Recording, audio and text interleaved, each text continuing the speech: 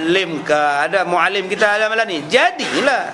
Walaupun dia pangkat cucu kita, dia pangkat anak kita, dia tetap guru kita. Dan sebagai seorang pelajar, seorang murid, dia ada adab dia. Dan begitu juga guru pun dia ada adab dengan anak murid dia.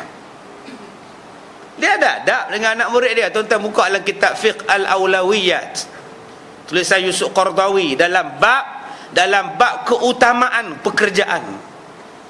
Keutamaan pekerjaan itu kena tengok masa kita buat kerja tu apa keutamaan dia. Kalau kita dengar azan, apa keutamaan bila kita dengar azan? Keutamaan ketika mendengar azan ialah datang sembahyang. Setengah orang keutamaan mendengar azan ialah berhenti main bola. Buat pertandingan 7-11, azan bang di masjid, referee duduk, linesman duduk, semua player semua duduk relax sampai habis. Baca doa lagi, Allahumma rabbah. Habis baca doa, dia tiup whistle balik. Okey, sambung. Keutamaan pada masa itu bukannya main bola, keutamaannya ialah sembahyang. Apa salahnya referee itu jadi imam, makmumnya ialah pemain-pemain, tok bilanya linesman. Sembahyang di tengah-tengah padang. Itulah keutamaan ketika azan. Bukannya suruh menung, bukan suruh duduk. Tapi hari ini azan jadi macam orang jual aiskrim. Dia bawa aiskrim dia dengan locengnya, dengan muzik dia main. Tenenet, tenenet. Jadi orang yang mendengarnya, siapa yang nak, tahan, panggil dan beli. Siapa yang tak nak aiskrim, menung ya. Jadi azan dah jadi macam itu.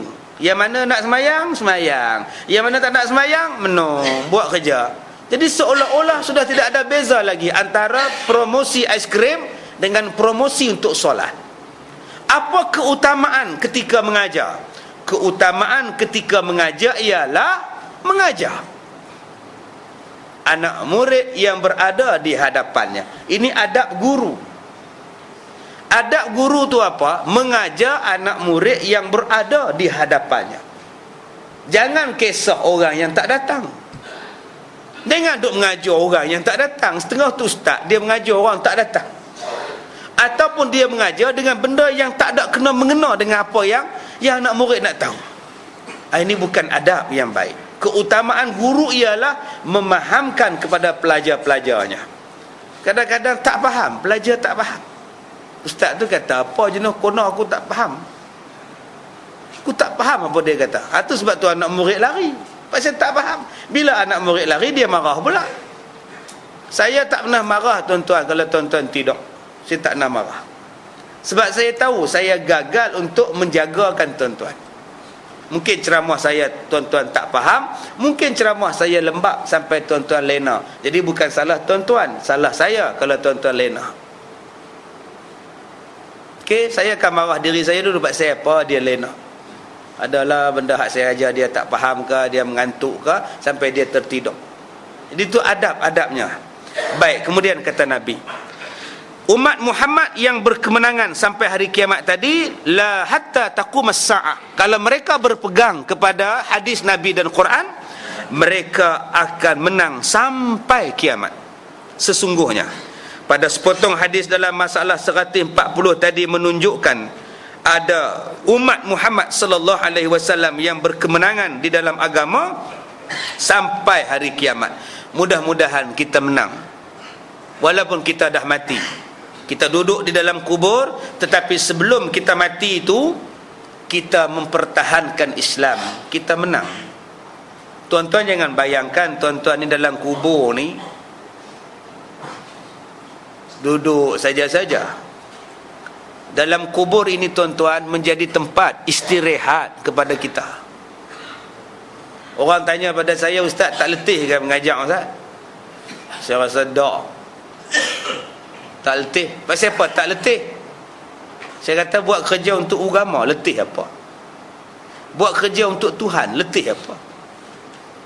Nanti bila ustaz rehat? Tunggu mati. Tunggu saya mati, duduk dalam kubur, baru rehat. Itulah dia. Satu perkumpulan wanita jemput saya menyampaikan ceramah. Dia minta biodata saya. Ustaz lahir bila, isteri berapa, anak berapa, dia tanya. Cita-cita ustaz apa? Saya jawab, cita-cita saya masuk syurga. Biar benar ustaz. Benar lah kata. Apa lagi cita-cita saya masuk syurga lah. Atau cita-cita haji apa? Tak adalah kot nak jadi apa-apa ke, nak jadi apa lagi, dah tua lah. Cita-cita saya masuk syurga, betul lah. Cita-cita haji pun kena masuk syurga lah. Yelah, semua orang nak syurga ustaz. Cita-cita atas dunia ni apa? Masuk syurga lah. Tuan-tuan, hakikat kita nak syurga. Tu tujuan kita. Apa masalah kita? Bila ustaz nak rehat ustaz? Dalam kubur. Dalam kubur lah tempat rehat. Sekarang mana boleh rehat tuan-tuan? Kalau tuan-tuan kata hari Wesak ni hari cuti, tuan-tuan nak berehat, tuan-tuan nak pergi mana? Tuan-tuan nak pergi PD? Pergilah PD tu. Berapa traffic light? Berapa tol? Berapa duit minyak? Hotel belum tentu dapat. Rumah penginapan belum tentu dapat. Nak mandi laut, bersih tak bersih air ni? Nak makan pun belum tentu dapat lagi. Ramainya manusia cuti nanti. Tuan-tuan boleh berehat tak?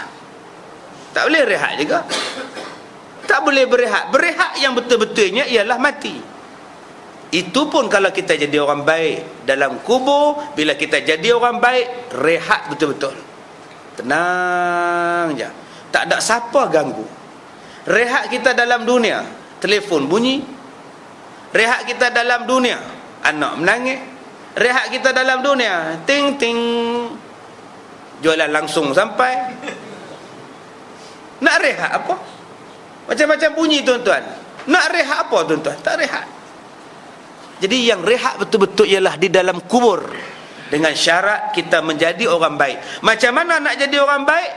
Yang kita bacakan sekarang, berpegang kepada Quran dan hadis. Menanglah kita. Baik, kata Abu Isa At-Tirmizi telah berkata Muhammad ibnu Ismail Al-Bukhari. Oh, tu dia nama dia. Imam Bukhari ni nama dia Muhammad bin Ismail. Ya, yang duk tulis kitab Sahih Bukhari ni, yang duk hafal hadis ratusan ribu ni, nama dia ialah Muhammad bin Ismail Al-Bukhari. Tuan-tuan bacalah kitab dia.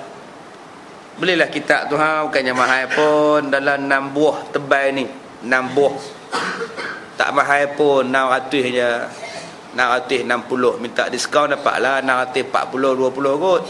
Bacalah kitab dia. Tu pun tak habis lagi, baru 6 jilid, belum masuk bab lain lagi.